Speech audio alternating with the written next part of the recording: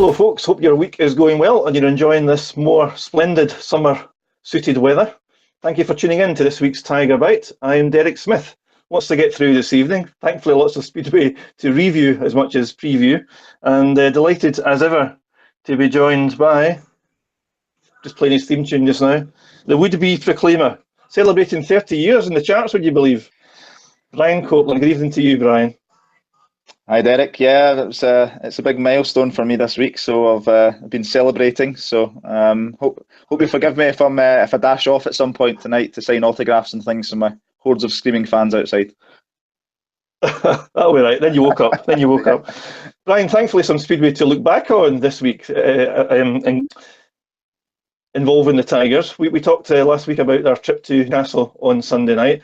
Little did we know at that point that Steve Worrell Diamonds on their home circuit was not going to be available to them, and an opportunity was there for the Tigers, which we thankfully took. Yeah, I mean, a lot has obviously been made of Steve Worrell's absence, and it did have a big bearing in the meeting. And saying that, they did have the use of Robert Lambert for one of those races, and there's plenty of their guys that are more than capable at home, guys like Lindgren and Rose, but we stood up to their challenge, and a fantastic result really. I don't think many of us expected to go to Newcastle and take a win, and we almost won it by quite a margin actually. Just that last heat that let us one of the points slip away, but anyone would have taken 3 points at the start of that, and it's just another kind of stamp of approval, if you like, on the quality that we've got on this team this year. Absolutely, and I think if I'm correct, that's the first home defeat for the Diamonds in a couple of seasons. They were quite proud of that record, so another notch in the the Speedway bedpost, I guess, for the Tigers. If that's where you want to put it, Derek, yes, that's one. I don't know where that came from, Brian. Yeah, I don't know where that came from. No, you're right. It's I think the last couple of seasons we have gone very close there, but just not got over the line. This time around, we didn't have too many troubles other than a kind of slow start. But once we got going towards the middle of the meeting, that was it. And I think we always looked favourites to go on and win it after that point. And it's good to see that the guys this year, they do seem to have a little bit of mettle about them. Past seasons, a couple of the teams could have been, criticised a little bit for sort of falling away later in meetings, having led them. It seems that this year we're actually fighting back towards the latter stages of meetings, and it's good to see. It bodes well for perhaps later in the season when it comes down to the crunch of home and away legs and playoffs and things like that. Correct. And moving on from Newcastle, of course, it would be remiss not to acknowledge the British final on Monday night. Our congratulations to Craig Cook on eventually landing the top of the rostrum place, British champion at long last. Overdue, I think, and well deserved for Craig Cook. He's been knocking on that door for a few seasons now. He has. I don't think anyone's surprised to see him win it. He is a classy rider. We know how much of a thorn in our side he's been over the years, but you can't deny how good a rider he is. And in that field, particularly without Ty Woffenden there, that might have slightly changed things had he been lining up. But he was, I would say, probably head and shoulders above the rest of the riders. Some of them pushed him quite close on occasions. Obviously, Stevie Worrell in the final, and our own Richard Lawson had a pretty sensational battle with him quite early in the meeting, and at that point you did think maybe there is a slight chink in his armour, but he stood up to that, and barring I think a defeat from Lewis Kerr at one point in the meeting, that was the only time he was beaten, and worthy winner and fully deserved. Brian, you've mentioned Cook's battle with Richard Lawson, and that's well worth looking at again. Let's have a look at that. Certainly are. A little bit of tension there at the start line, you feel, with riders taking their time to settle down. Right, here we go. Heat number 6, second time of asking. There it is out there, and away first time. Who's going to hit that first turn? Cook has got there. Watch out for King up the inside. Now you would expect a battle between Lawson and Cook. Lawson's coming on strong round the outside. Lawson's got speed. Cook's going to take him wide. King's going to battle hard. Howard up the inside as well. What a race here. 3 riders charging into lap 2. Lawson from the man in the yellow and black helmet, Connor Howard. And here comes Cook again. What a race, and Cook charging hard. Oh, Lawson down in front, just about hanging on. Brilliant speedway between the two fellas in first and second. Now Cook winds it on down the back straight, wheel to wheel, handlebar to handlebar. No rider willing to give. Cook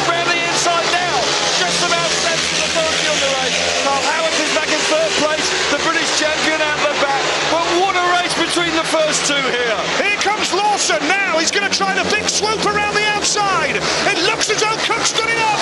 Looks over his shoulder.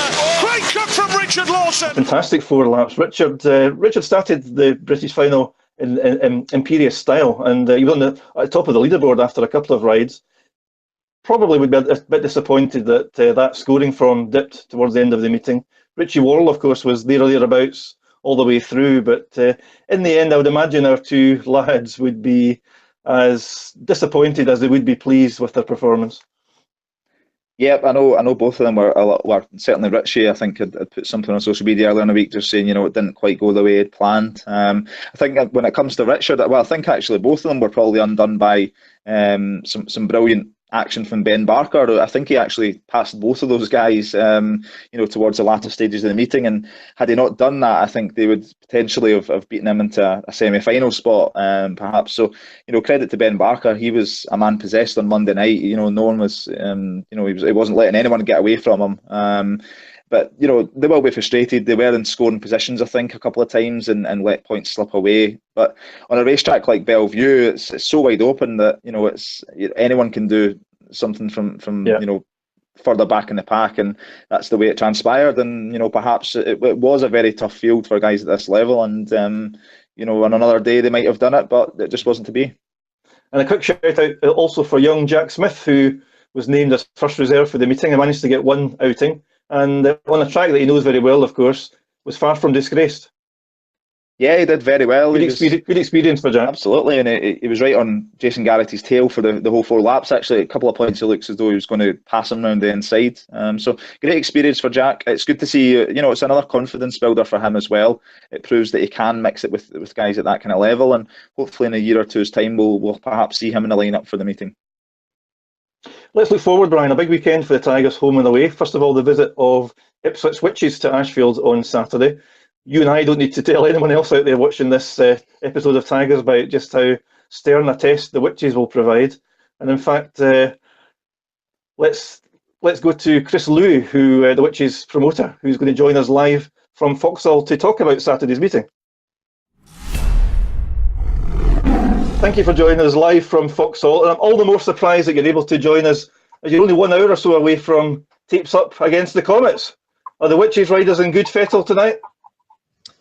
Yeah, we're just about to walk the track. The sun's shining, the track looks pretty quick. So, yeah, we're looking forward to this one. It's going to be good. We've got, obviously, the new British champion, faces the old outgoing British champion on his home track. So, yeah, I think there's going to be 1 or 2 battles there. Probably Rory Slime will want a little look in on that one as well. So, it should be a good one. There's no such thing as an easy fixture in the championship this year, Chris. Sorry? There's no such thing as an easy fixture in this year's championship. No, there isn't. I said before the season even started that the championship would definitely be, the toughest that we've experienced in the second tier since dropping down a few years ago, and it's proving that way. At home, I think I can probably pinpoint 2 or 3 teams that I don't expect to push us too hard. But then there's the 6 or 7 that are going to challenge us every time they come. So it's pretty tough out there. Chris, you head north on Saturday to face us Tigers. A bit of a top of the table clash in prospect there. It should be a fairly close meeting, and one you would be looking at as looking to cause a bit of an upset, I would imagine. Yeah, it would be an upset. Glasgow have been very good home and away. I would say sort of particularly away, really, with some of the results they've had. So, they've been run close at home. We sort of look upon that as something that we can go and do. And, I think we would be satisfied if we could take a point away. If we get a win, then it would definitely put the cat among the pigeons, because Glasgow, with their meetings in hand, are, I think, really ultimately top of the table at the moment. So they're the rest of us are chasing. Chris, before a wheel was turned this season, the Witches were identified as potentially being pre-season favourites. You've suffered a couple of injury problems, of course. Daniel Hume and Nico have suffered some injuries, but the riders you brought in seem to have stepped right into point scoring, and hasn't weakened your side at all, has it? The Witches are going well. No, I mean, it unsettles the side when riders get injured, and we took a couple of weeks to work out exactly what we could do, but we moved quite quick when we knew the seriousness of both injuries, and as you say, they're settling in quite quickly. Kyle took a little bit longer to come back. Missing the 6 weeks at the beginning of the season is probably the toughest time to be out. You're definitely playing catch up for a few weeks after that. So yeah, but we've weathered the storm, I like to think, and we've managed to stay in touch at the top. So do that with the injuries, then I have to say the second half of the season should look good for us. Chris, you mentioned there that you have Craig Cook, the new British champion, at your track tonight. Danny King obviously giving up the title on Monday night. How's his mood at the moment? Because he's a strong character, a strong rider for you guys, and I would imagine he'll be looking to lead the charge on Saturday night. Yeah, he was definitely disappointed, no question. On Monday, he was struggling a little bit with his shoulder, but that's getting better hour by hour. He wasn't complaining about it, but I know it was hurting him a little bit. But no, he always leads the charge for us. He'll want to beat Cookie round here tonight. He won't want to be dropping points to him. Cookie's had the track record here as well previously, so he won't want to see him going too quick around Foxhall. But no, Danny will be leading the charge, I'm sure, when we come to Glasgow. Chris, we've touched upon the Witches lineup. Everyone seems to be going well. You've got points being chipped in by all 1 to 7. You're going to come to Ashfield on Saturday night with a side who are perfectly capable of giving the home side a tough time, and no doubt you'll be looking to avenge that 1 point that Glasgow stole from you. Yeah, we've thrown quite a few points away actually this year that we've been disappointed about. In particular, the Edinburgh meeting on Friday was a real tough one to take because we were comfortable on a difficult track. It rained and made the track very heavy. It unsettled the home team. We seemed to be in control of the meeting, and then 2 5-0s in the second half just finished us, and that was tough to take. So dropping points is something that we've got to stop doing, and we need a better second half as far as that goes. So yeah, as I said, we can't afford to come away from anywhere, particularly places like Edinburgh, Glasgow at the top of the table, without taking something. And Chris, just before we let you go, because I know you've got a track walk to go and do, and we'll let you crack on. But is there any particular race or any particular part of the team you might be targeting on Saturday night to pick up some of those kind of vital points that you will need if you're going to take something away from the match? I think both the teams are too solid to look at any specific races or even specific areas in the team, really. The one thing that stands out with Glasgow is that your 3 heat leaders are all very highly, all confident, all scoring well. So I think that's got to be the target, is to make sure that they don't score as freely as they have been. If we can do that, then I think we're a solid enough team to take something away. Chris, thank you for taking time out to speak to us on Tiger Bite. Good luck tonight against the Comets, and we look forward to catching up with you and seeing the Witches in action at Ashfield on Saturday night. Thank you, Chris. See you Saturday. Thank you.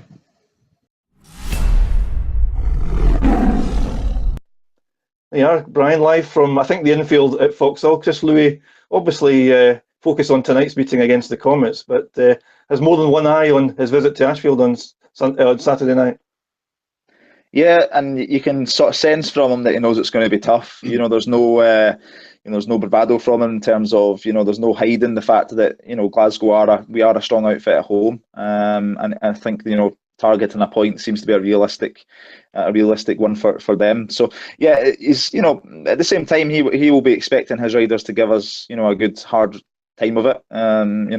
They've got some quality guys in the ranks. I think Rory Schlein and Danny King both finished in the top 6 of Monday's British final. So 2 quality heat leaders there, and they could be the guys that really do give our top 3 a test, which they've perhaps not quite had yet this season. So a big night on track for the Tigers on Saturday. We haven't had any action at Ashfield in too many weeks, of course. But a big night off track as well with the new supporter initiative.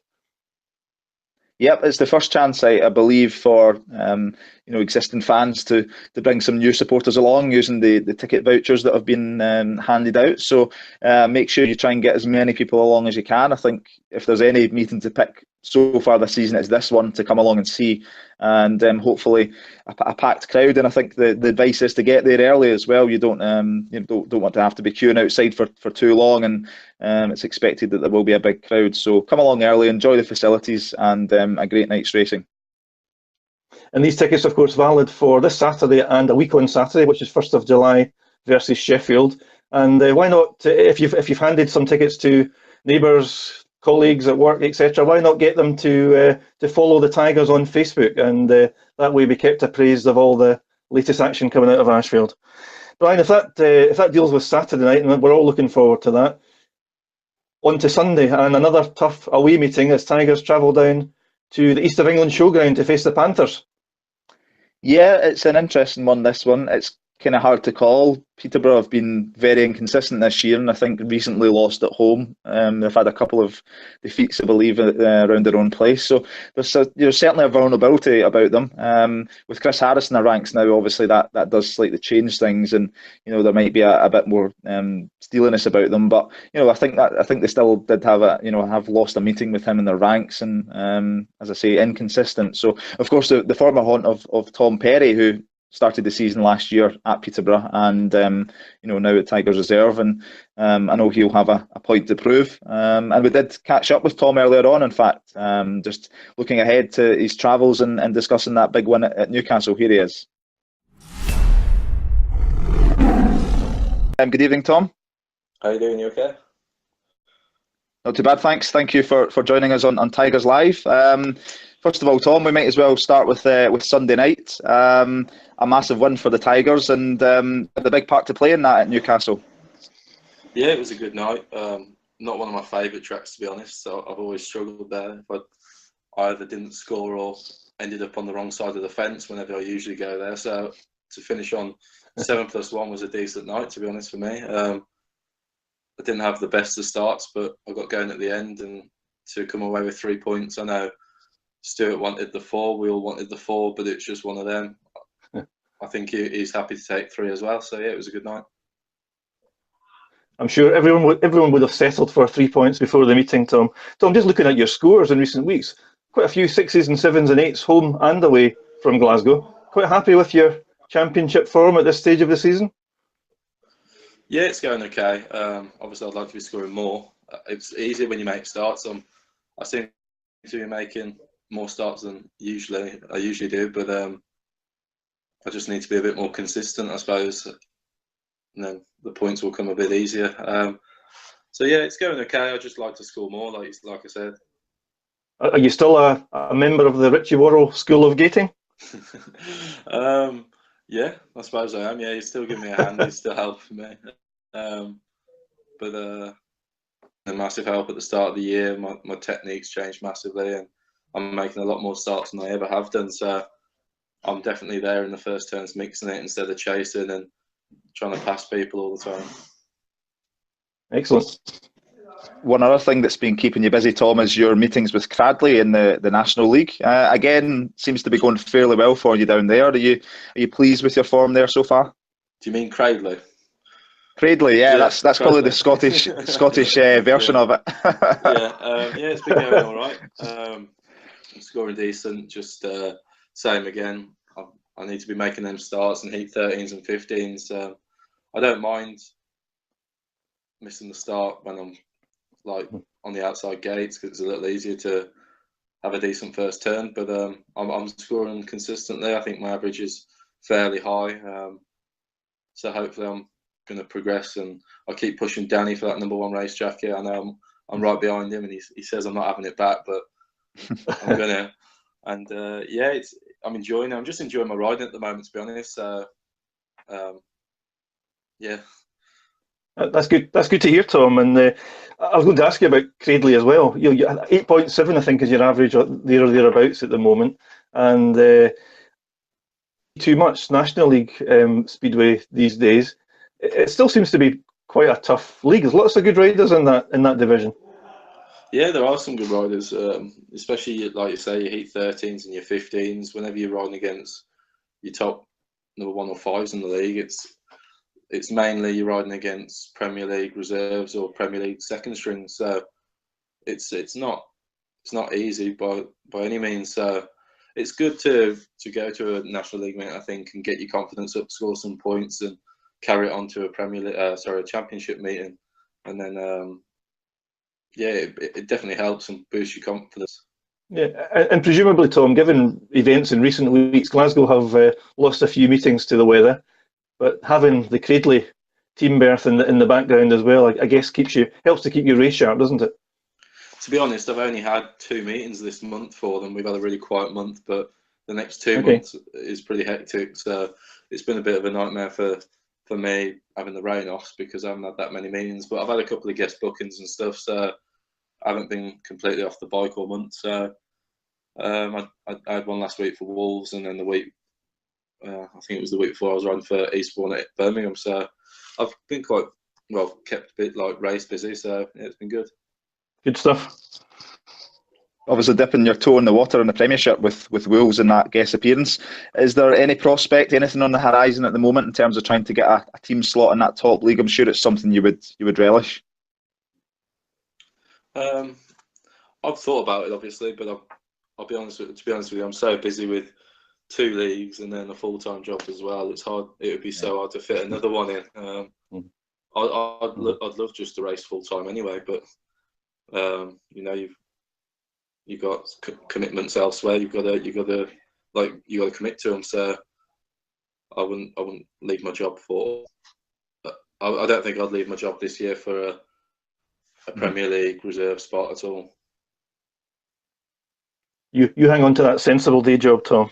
Take some advice from an elder bloke. Yeah. It's a bit safer. And Tom, looking ahead, you know, we've got quite a tough schedule coming up in the coming weeks. And I'm only talking about Glasgow fixtures here. The visit of Ipswich to Glasgow on Saturday night. And let's talk about that first of all. The Witches at the start of the season were called out by most experts as potential league champions, and a solid lineup from 1 to 7. They'll pose a threat to us on Saturday, won't they? Yeah, the whole team's strong, like you said, from 1 to 7. There's not a weak rider in it. It's going to be tough, but you know, the whole Glasgow team, what we're like at home, we all seem to be getting quite dialed. Well, the top 3, they're dialed in. They were dialed in before the season had even started. So I think we'll be able to. We should be able to do it. Obviously, depending on how us lower string riders and the reserves get on, I think it should be a good meeting, and we should be able to carry our form on, definitely. Tom, it feels like ages since we've had a home match. Will that have any bearing on your sort of, you know, how used to the track you are? Will you take a bit of time to adapt, or will it be a case of just kind of going out there one lap and you'll be clicked back in again?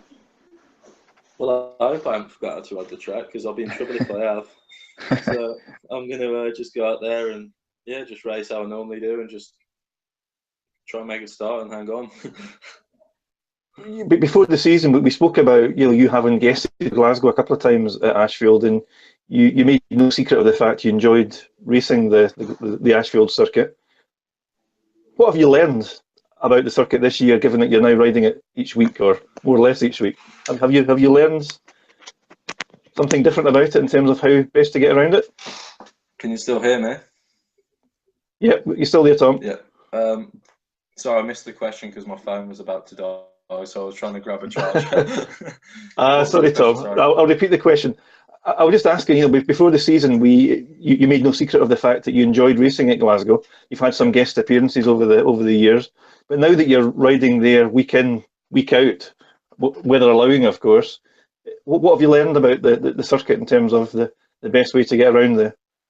I think when it's slick, it's like any other track. It's quite hard to do any passing, so you need to make them starts. But when there's a bit of dirt on it and it's prepped and it's grippy, it's so much nicer to ride. I think you can really get into the dirt and give it a good handful, and then it pulls you around. So I just like riding up there.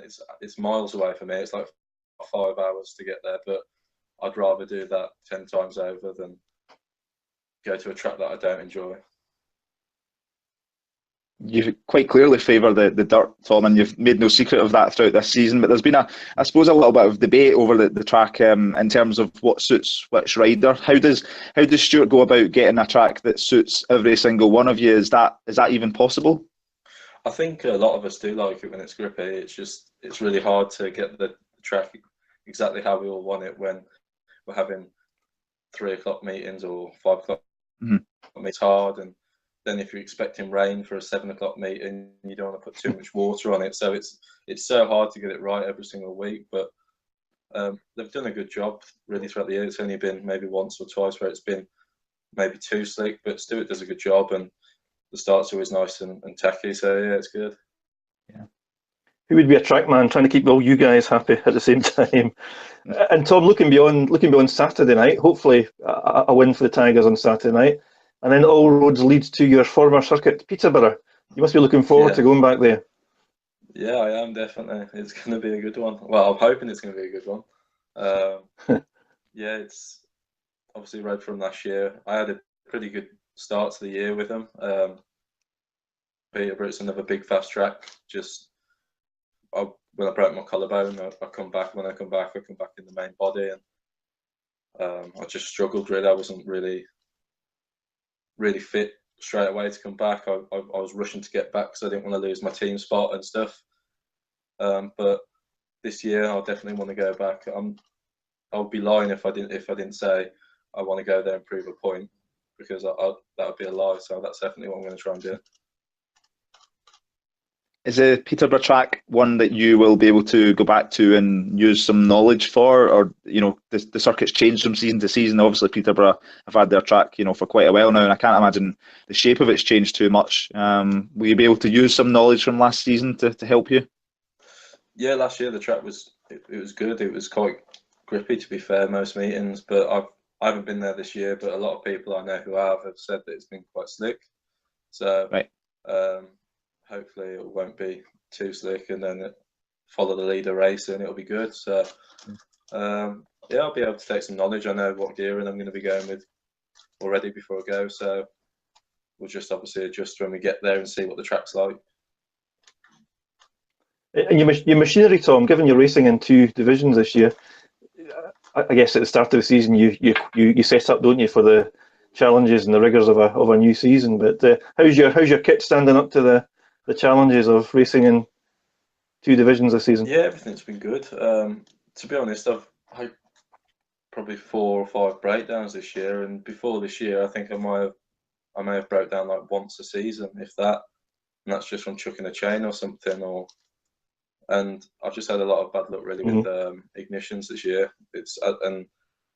One of my chains snapped, and I don't know. It's just everything seemed to happen at the start of the year, but fingers crossed that's all out of the way.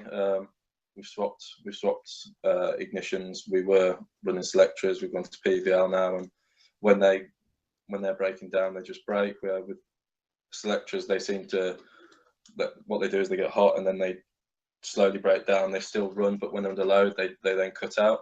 So you don't know until you're probably hitting the first turn or drop the clutch on the start line, and by that time it's too late. So we've spent some money and made some changes. So hopefully that's all sorted and out of the way now. Nice to think all your bad luck was behind you, Tom. Yeah.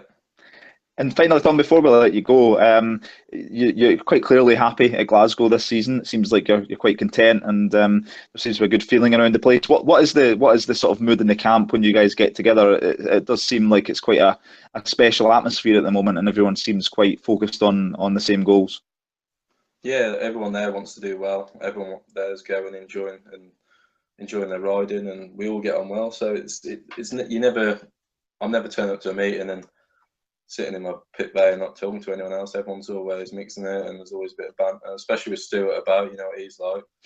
So yeah, it's good. It's always a laugh, and everyone enjoys going up there, definitely. Well, Tom, thanks for taking time out to talk to us this evening on TIGERBITE. Look after yourself. Look forward to seeing you back at Ashfield in action for the Tigers against the Witches on Saturday night. Yep.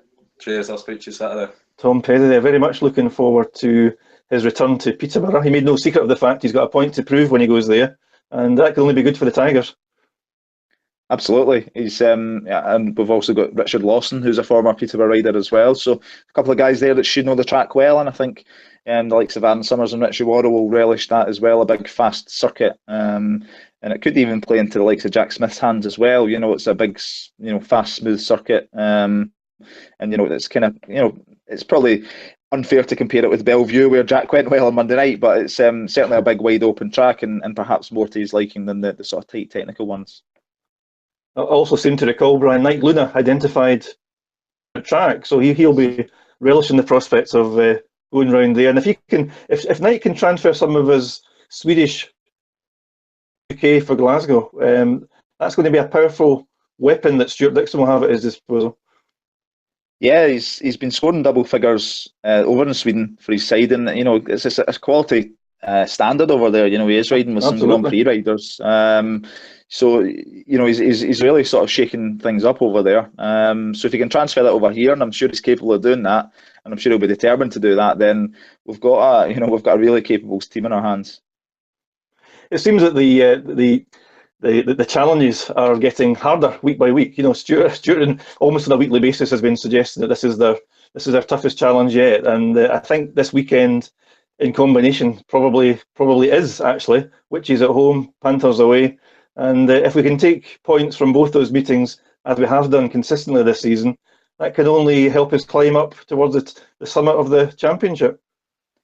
Yeah, we sit on, I believe it's 15 points we've taken from away fixtures so far. So I think a lot of the team managers use that as a good guide as to how a team's performing and who the form teams are. So we're in plus 15 in that respect. I think the next closest is around plus 10 or 11, perhaps. Some of them down on 9. So if we can go to Peterborough and take something more there, it just adds to that figure. And yeah, the way we're going at the moment, it's hard to see past us, shooting to the top of the table if we can keep that up. But of course, we've got big challenges ahead. We've got Sheffield next weekend, Peterborough at home the weekend after that. So there's no rest and no easy matches.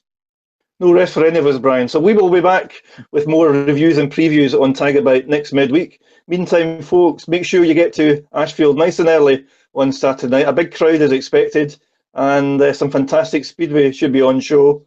And hopefully, with some vociferous backing from the terracing, the Tigers can claim another 3 league points. So until then, folks, enjoy the rest of your week. Look forward to seeing you around the stadium on Saturday night. Take care. Thank you for joining us. Good night.